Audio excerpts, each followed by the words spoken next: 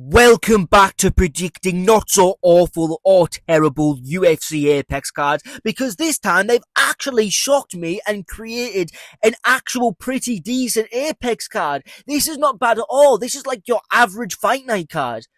Even better than your average Fight Night card. So, fair fucks, it is pretty shitty that it is in an Apex, because we're not going to have a crowd or just going to be Dana White's rich buddies, but it is what it is. But before we get into the predictions, I'm going to ask you to subscribe, because we are trying to reach 100 subscribers by the end of 2026. So if you could help me out with that, would be greatly appreciated. And yeah, let's just get straight into these predictions. On to the first fight of the night. We have got Ketlen Souza versus Ariane Carnelossi. Now, the card isn't fully perfect, There's a few little shit breaks in between, but sometimes when you have a pretty decent, kind of good card, you've kind of got to have a few shit breaks in there just to make up for dead space. So this is that, and I will be going with Ketlen Souza, basically, just going basically off the look and appearance, because if you don't know, the way to predict women's fights is to just look at the woman and the frame and just be like, right, she is a man. She is a drag queen. She should not be fighting other women. You know what I mean? And this is a rematch. I did think the other one won, Carnelossi or something like that. I can't remember how to say her name. Yeah, but fuck it. The look, appearance. I'm pretty confident. Usually, every time I choose a woman that looks like the Incredible Hulk, she tends to win. So I'm gonna keep that fucking trend up. And considering that my only consistent picks recently have been the women's fights, maybe I need to stop shitting on them so much. But let's move on. On to the next fight, which is Jeisla Chavez versus Yuneisy Duben. And like I said, the card isn't completely perfect. We've got to have a few shitters.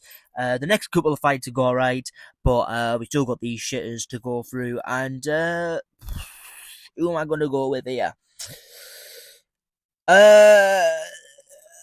They both have kind of masculine frames if you look at their Instagrams and their Tapology pictures. I don't know who I'm gonna choose. Fuck it. Like, Chavez is undefeated. She has a bit of a masculine frame. Duben, some whatever the fucking name is an undefeated. So fuck it, I'll go with Chavez. Undefeated's gonna mean something, but I will say something now. She is not undefeated fighting good people. She's fighting people who are like 0-2 and like 0-3 and like 2-2. So yeah, if I lose this one, this is not on me. This is because like she's shit, and yeah. On to the next fight, which is Jordan Leavitt versus Joanderson Brito, and we've got our very first good fight of the card, basically the first fight of the card, let's be real. And I'm going to go with Jordan Leavitt. I'm going to trust in Jordan Leavitt, because he has seemed a lot more physical at this division, 145. He seemed a lot more, like, he just seems better in the division, like, against Yadir Delval, who is quite a physical featherweight, not gonna lie. Like, he is a big fucking dude. He could be on something, he could be on something, and he was undefeated as well before Jordan beat him.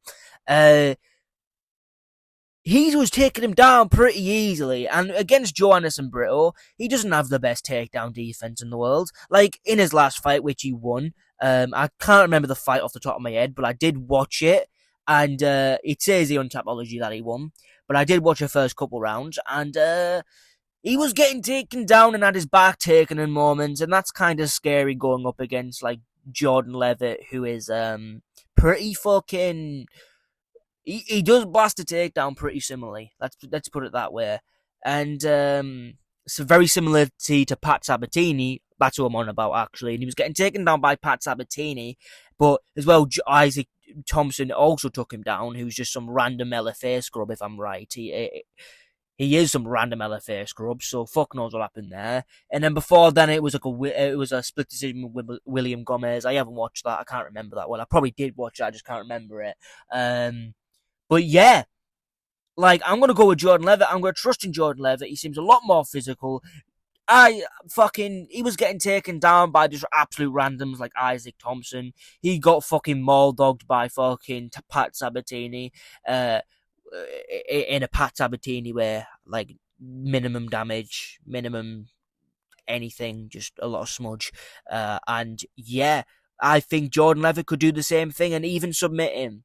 The only people we do forget, the only people that Jordan Leavitt has lost to is Chase Hooper, who is like a mid lightweight, maybe just over a mid lightweight, and Paddy Pimblett, who is also a ranked lightweight, and then this Puel's guy, who is he all right? Oh no, he got cut. He got cut, not too bad. So yeah, he lost to that guy too, but that was like 2021. So realistically, he's only lost to Chase Hooper and Paddy Pimblett. Realistically, so yeah. Right, moving on to the next fight, which is Chelsea Chandler versus Priscilla Cachoeira, and I'm just gonna go with Cachoeira because she looks more like a man, and she's from Brazil, and she's got a bit of power on her. Yeah, the reasoning's not changed at all between these fights at all. So, yeah, let's just move on to some fights that I'm actually interested in. Yeah, let's go. On to the next fight, which is Bruno Silva versus Edgar Chairez. And I will be going with Bruno Silva because I like Edgar Chairez, right? Right, I think he's a fun fighter, right? He's kind of he's good. He's a good fighter, right?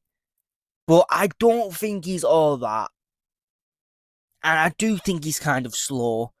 I do think Bruno Silva's a lot faster. I am predicting here a vintage Bruno Silva pressure on kicks boxing performance from him, and it will be a bit of a scrap. But I think Bruno Silva will just be that step ahead, if you understand what I mean. If you watch the Bruno Silva fight, you'll understand what I mean. Like, he will just be that step ahead. And we've seen in Edgar Chairez fights that his his fucking defense is not the best head movement in the world. He kind of stands there a bit, kind of looks like a geriatric old man sometimes as well. But he's not bad. That's the thing. He's not awful. He's not terrible. But I don't think as well that he can be finished, because I do think Joshua Van has more power than Bruno Silva, and you could say that because he finished him, or you could just say that because Joshua Van went to a decision with Edgar Chairez, and yeah, he couldn't knock him out. So if he couldn't knock him out, I don't think Bruno Silva will do that. But it's just one of them fights where it's like, I like both guys, but I just think one guy is just slightly better, and that is Bruno Silva. So I will be choosing Bruno Silva via decision, and I think he'll pick it up as the rounds go on, and then it'll be like a vintage Bruno Silva performance, very similar to the one versus that Asian guy, some young Park or something like that. What's his name? Hang on, what's his fucking name? It was like his last win. It was Hum Sung Park, who I thought was going to be a pretty decent prospect in the division, but turns out he can't defend a rear naked choke after training for 10 fucking years. I don't even question it anymore. I don't question it. UFC is not a high-level sport. I rest my case. Moving on to the next fight, which is Marcus McGhee versus John Yannis. And this is the prelim main event, basically, and it is a filler fight because Jacob Wicklatz he's pulled out, basically. He's pulled out because he's injured, and we've now got John Yannis to fill in, who is not a bad fighter himself, but short notice, you're fighting somebody who he's not the most active fighter in the world. Like, he fought last year, similar time. The year before that was like 6 months in between that one. And then another a year in between that one. He's not the most active fighter in the world, Marcus McGhee. But John Yannis is a good little prospect, right? But Marcus McGhee, although he lost to Peter Yan, he gave a bit of problems in there. It wasn't an easy fight. It wasn't a walkthrough fight, You could argue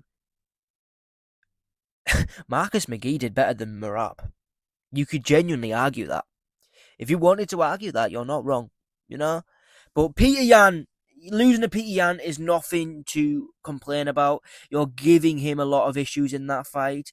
I did think that Peter Yan went into that fight injured. It was one of the main reasons why I chose Merab to beat him again.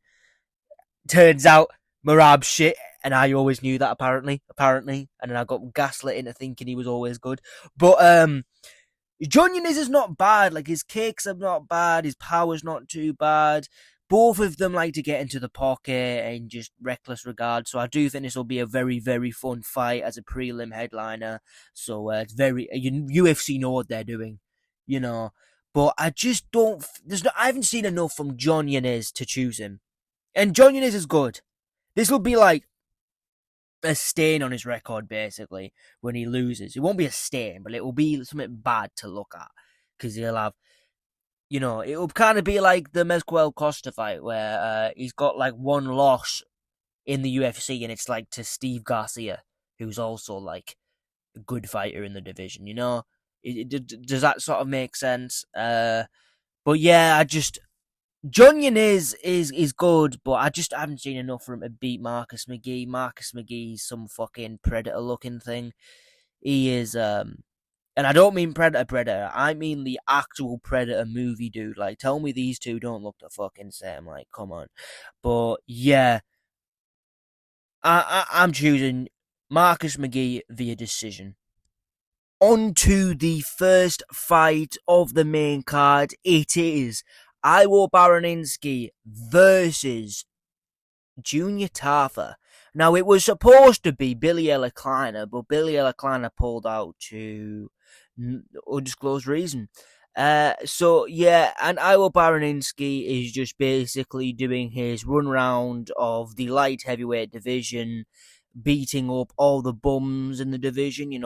He's just beating Austin Lane, who's just fucking chinny as fuck, and then you've got Ibo Aslan, the Turkish coward.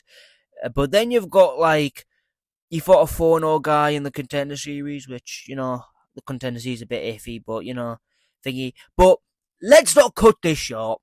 Junior Tafa is garbage. Junior Tafa's gonna lose, and Junior Tafa's getting battered. He'll have this, like, moment, like he always seems to have, you know what I mean, where he's like, he'll have this moment where he just looks tough, and everyone will be like, Junior Tafa's not the best fight in the world, but he is fun, and he is a tough motherfucker. He'll be one of them. He'll be one of them performances before he gets finished. It'll be one of them ones. It always is. And yeah, he only fought a couple of weeks ago. I say a week ago, it was like a month ago, and yeah, he beat some random scrub, Kevin Christian, who I know I chose him to win, but he was a jiu-jitsu guy, and I thought maybe, just maybe, if he takes him down, he would actually do something about it, but clearly fucking not. But yeah, Iwo Barniewski will win this fight, absolutely. Now, moving on to the next fight, which is Matt Schnell versus Alessandro Costa, right? Now, what I'm thinking here is because Matt Schnell was brought back to the UFC after retiring to literally become a sacrificial lamb, basically, to, what was his name? Emmanuel fucking Rodriguez. That fucking monster on the fucking Contender Series. I saw his fight in the Contender Series, and that shit was dirty. So, yeah, and then, he's fought in between that. I've missed that shit. Fucking hell, I missed that shit. I must be a casual. But, I'm going to make this short and simple. Another short and simple one. Alexandra Castro, what the fuck am I saying? Alexandra Costa. That's it. Right? I'm choosing him to win because Matt Schnell's just pretty shit. He's washed, man. He's washed. Like, he is 36. He retired and came back for a bit of a paycheck just to get knocked out. And now he's came back. And who did he even beat before that? I swear he was on like a 4-fight skid. He was on a Well, actually, he was on a one-fight skid, but they beat Jimmy Flake, who is like, that's like beating a baby in a fight, you know what I mean? Like, that's just not good at all. So you had he's lost to Joseph Morales, he's lost to Cody Durden, he's lost to Steve Erceg, he's lost to Matthew Nicolau, another loss to Brandon Royval, a draw with some random, and then before that was like, just the same old, and it's just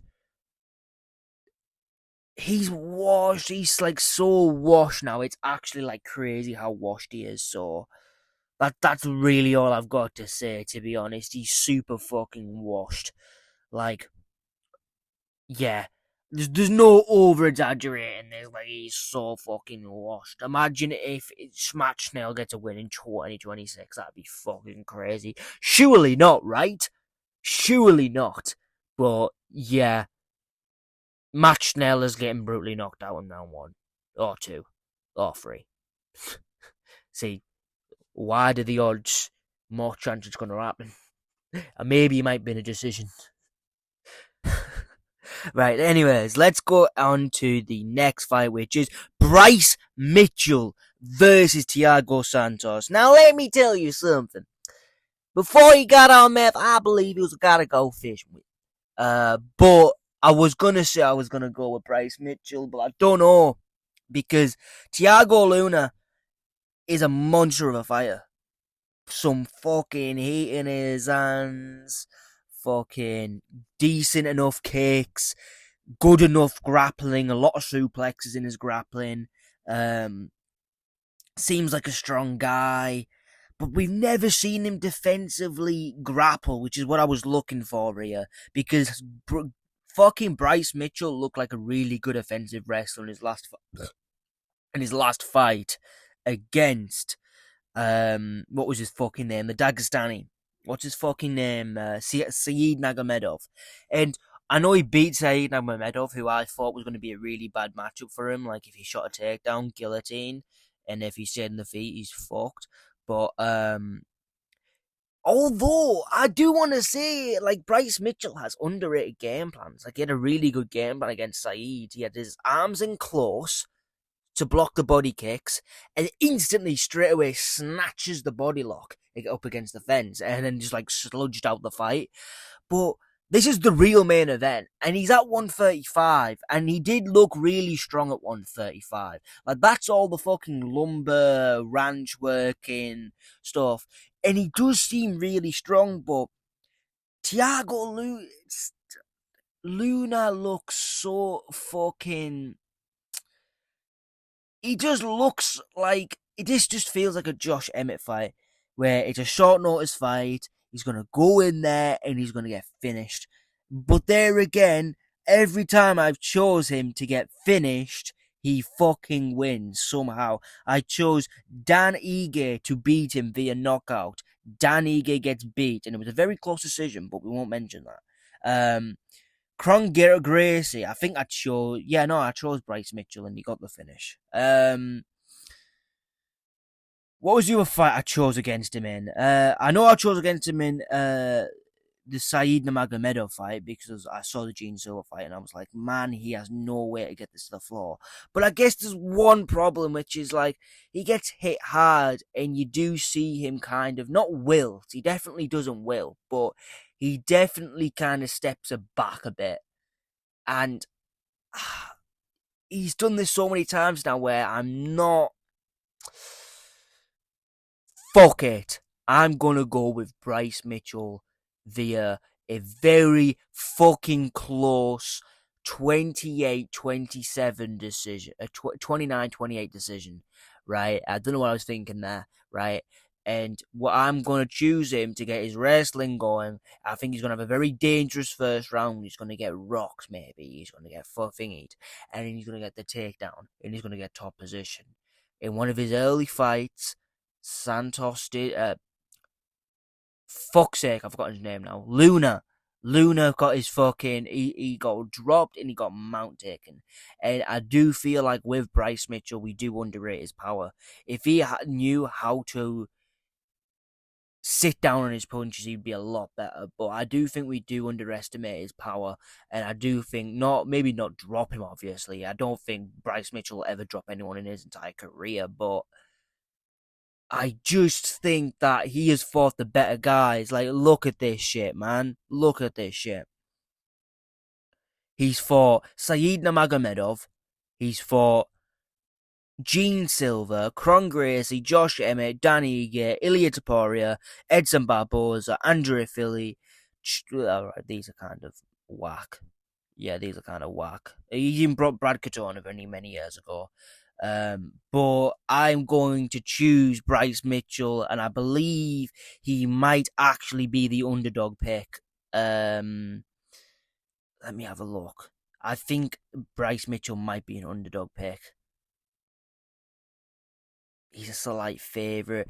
My thinking is that when the rounds go on and as Bryce Mitchell's grappling, he might gas out. But this is one, my real main event, and two, a very scary matchup for Bryce Mitchell. Because I do like Bryce Mitchell.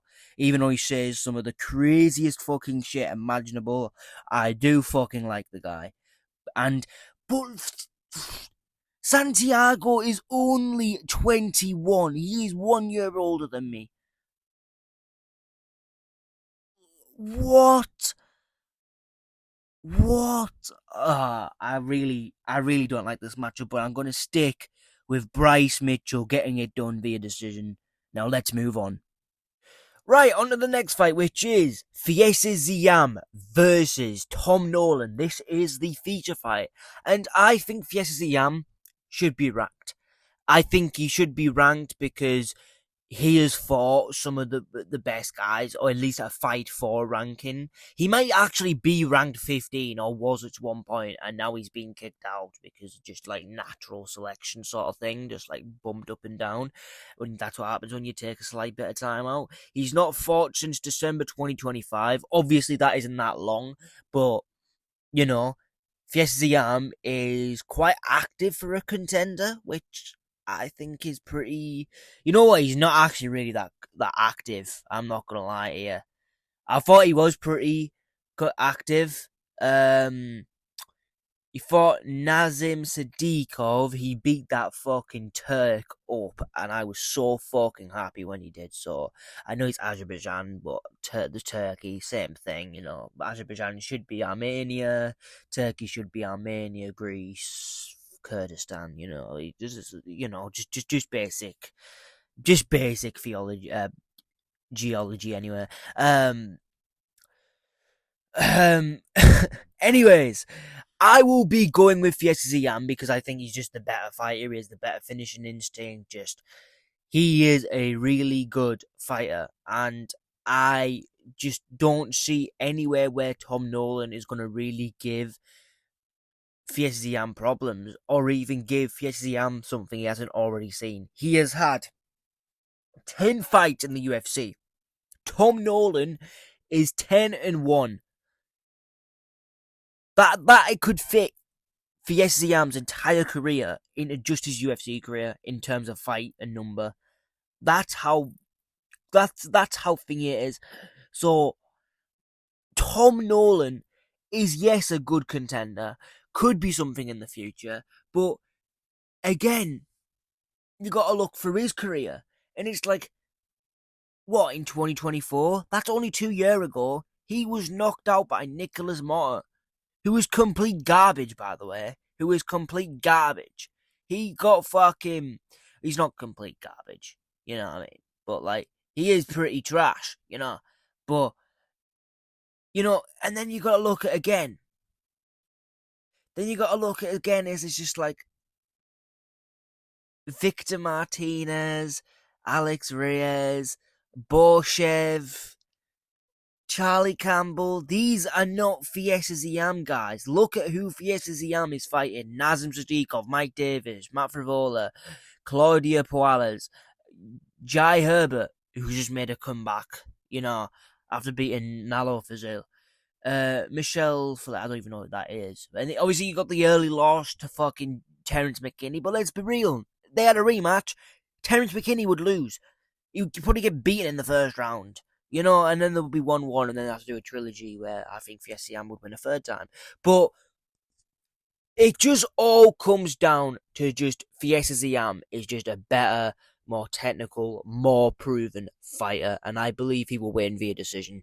I don't think he'll finish Tom Nolan, but it could happen. But I'm just going to say decision to be safe.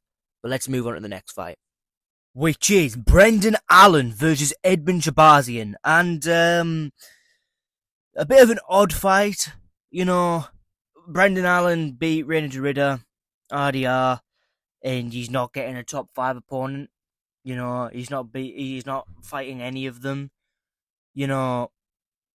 Edman Shabazian, I don't even think he's in the top 15 yet, and he's somehow getting this fight against someone who's like just outside the top 5, I believe.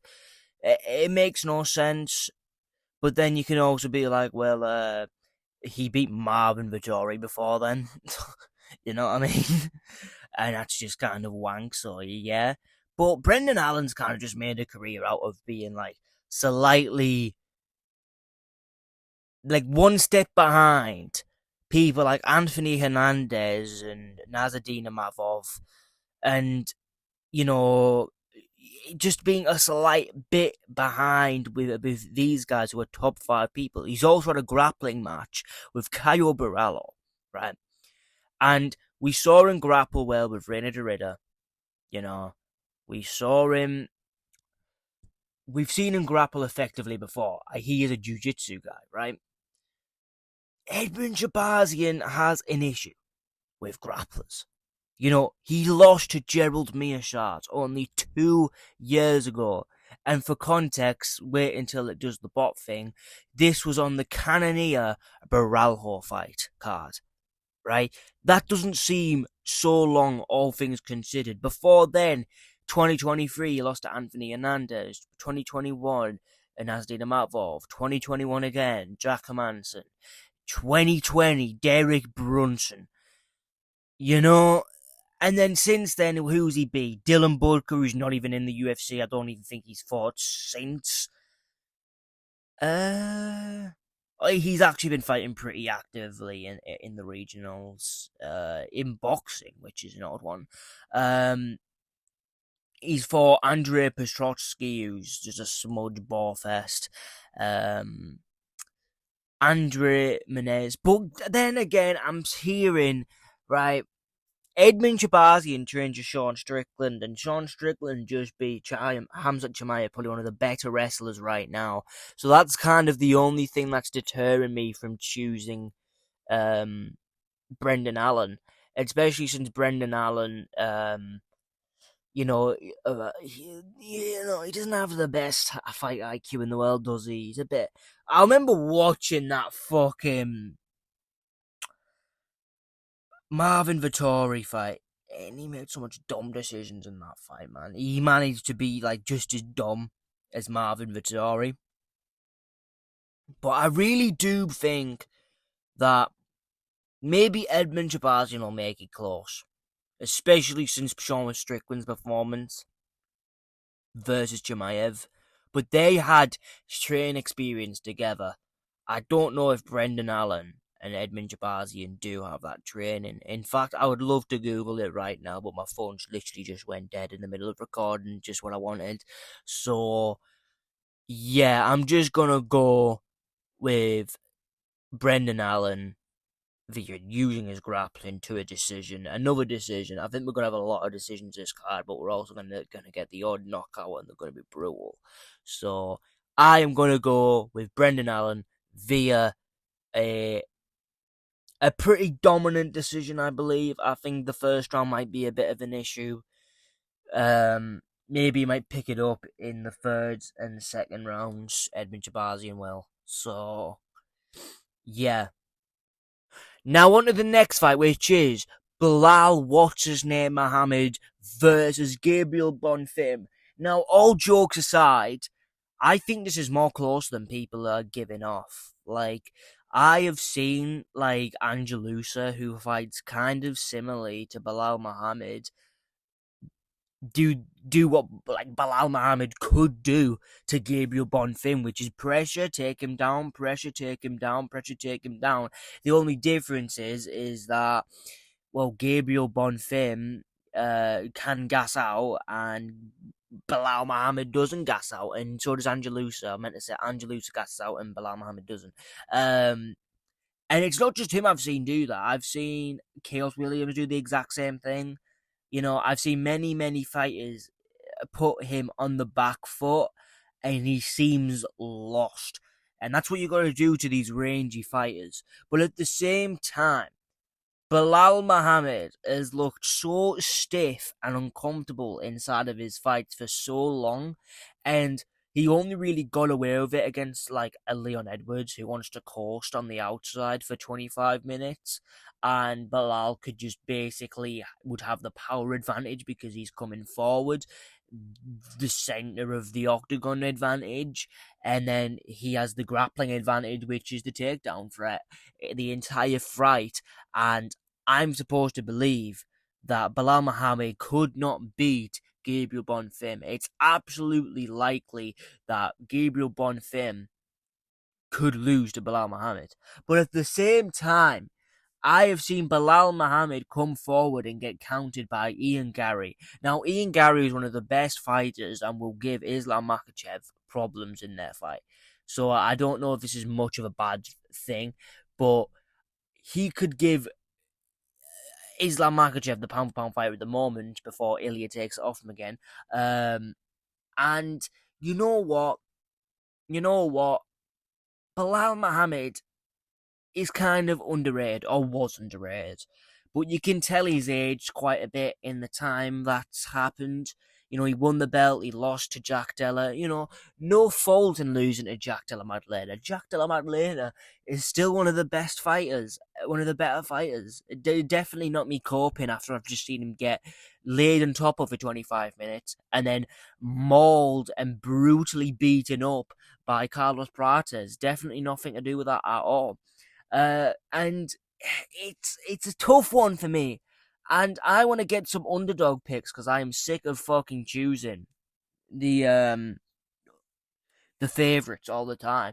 So, but then I'm thinking, Belal takes one hard shot and he kind of wilts a bit and he kind of starts to like, stop coming forward, and then he'll kind of just walk onto jabs or just stay on the outside. It's weird what thing he does, but I think at the current form, fuck it, I'm going with Belal Muhammad. I will go with Belal Muhammad to put the pressure on Gabriel Bonfim and take down and maul dog Gabriel Bonfim. And I do believe Belal Muhammad will have problems in the first and maybe the second round. But we've seen Gabriel Bonfim gas out and wilt to the leftist bitch in Nicholas Dalby. Have you seen this man's fucking Instagram? It's a mess of things, right? He literally quit to some soy boy. Literally quit to some soy boy, right? I think Belal Muhammad can do it, you know. And I've had this like little tendency in me all week where it's like everyone's choosing Gabriel Bonfim, and I was too. I was like, he's too young, he's too this. But I'm seeing him getting taken down by nearly every opponent he's faced, and you think Belal couldn't do the exact same thing, but this time laying top position. And like, we also saw like Jack Della Maddalena use like his butterfly hooks to get back up. So that's kind of thing he's me, and Gabriel Bonfim is a Brazilian Jiu-Jitsu practitioner, so that could also be a problem. But I don't know, there's something about Belal Muhammad, and I just think that Belal Muhammad might get this done, and if I get it wrong, I'll look like a fucking idiot, but if I get it right, I'm going to look like a fucking genius. And I kinda think Belal Muhammad will win for the points already said. I think I've seen Bonfim pressured by shorter fighters multiple times. In fact, every shorter fighter he has fought, he has been pressured by. And yeah, it's not a good one. And he's been taken down by every single opponent he's faced. He has worked his way back up, but who's going to gas out by getting himself back up, the wrestler or the wrestled? And I do think it'll be, him. I know it's Belal who's probably on rides. I don't want to like spread rumors or anything, but you don't go from some flabby welterweight to literally having deltoids and fucking abs and stuff in about a space of like a couple months. So I think he is on something. He must be. Unless he just, he has a really good strength and conditioning coach. Obviously he does. Why would he be on steroids? But I'm going to go with Belal Muhammad. Belal Muhammad will get this done, and unironically, you will remember this man's name. And from this, JDM will look 10 times better too. But that's the end of the video. We're still trying to reach 100 subscribers by the end of 2026, so if you could help me out with that, would be greatly appreciated. And we do have a Twitter. I do need to sell it a bit more. I do have a Twitter. I do troll a bit on there, and if you follow me on there, you might have a laugh. You might not have a laugh. You never know. Yeah, this is why I never chose sales to go into. But yeah,